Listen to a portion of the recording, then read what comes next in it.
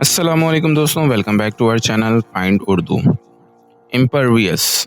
Impervious का मतलब है असर ना होने वाला, ना दाखिल होने वाला।